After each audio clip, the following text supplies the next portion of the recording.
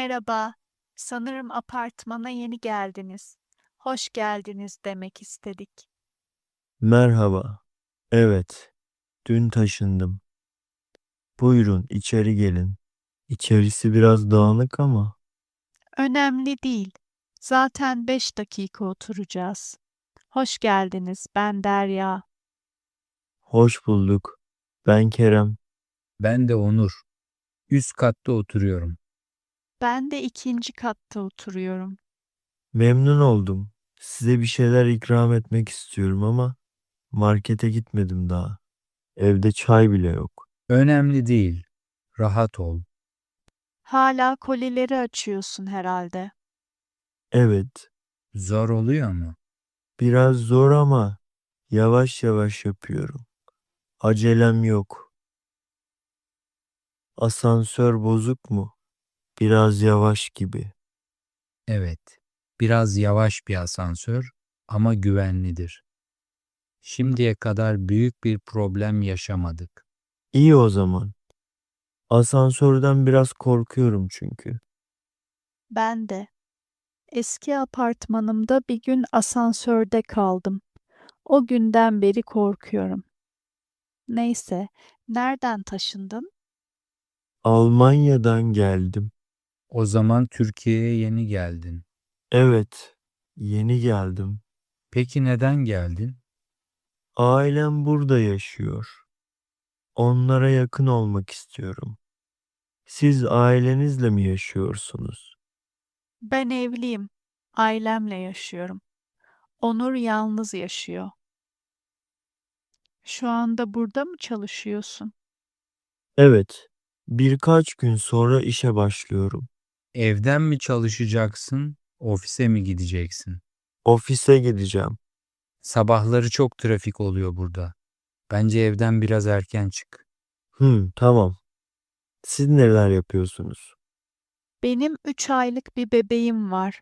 O yüzden şu anda çalışmıyorum. Öğretmenim ama. Allah bağışlasın. Ne öğretmenisin? Sağ ol. Müzik öğretmeniyim. Aa, ne güzel. Evet, bazen alt kattan piyano sesi geliyor.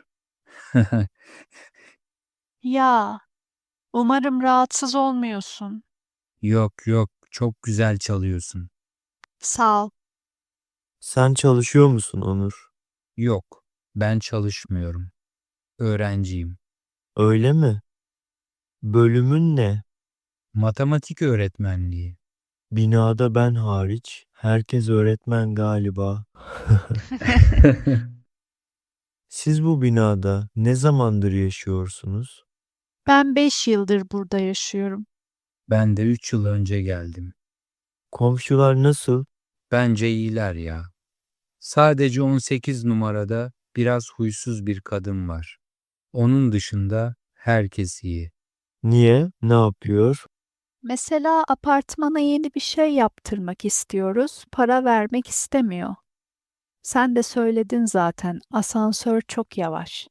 Yeni asansör yaptırmak istiyoruz ama Necla Hanım ekstra aidat ödemek istemiyor. Apartman toplantısı oluyor mu? Evet, 6 ayda bir oluyor. Boş zamanlarında ne yapıyorsun Kerem?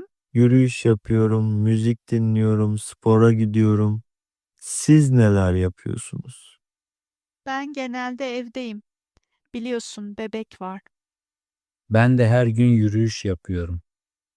Akşamları beraber yapalım mı? Yapalım. Neyse Kerem, ocakta yemeğim var, kusura bakma. Tekrar hoş geldin. Bir akşam evime gel, daha iyi tanışalım. Sen de gel Onur. Olur. Çok memnun oldum arkadaşlar. Biz de memnun olduk. Görüşürüz. Görüşürüz. He, arkadaşlar, yakınlarda market var mı? Var var. 2 sokak ileride büyük bir market var. Tamam, sağ ol. Hadi görüşürüz. Görüşürüz. Görüşürüz.